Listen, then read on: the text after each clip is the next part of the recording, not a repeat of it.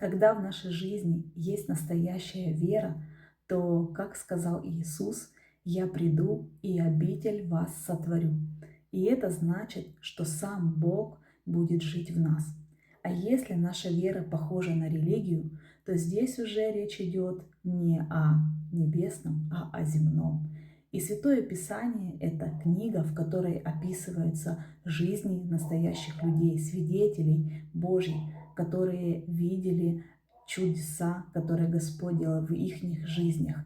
И также отец веры Авраам, который поверил Богу, который пошел туда, куда сказал ему Господь.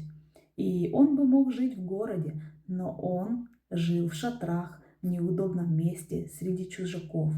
И это и есть этот самый узкий путь, о котором говорил Иисус. И если мы идем по этому узкому пути, то Господь, Он может называться нашим Богом. И мы можем стать Его дочерями и сыновьями.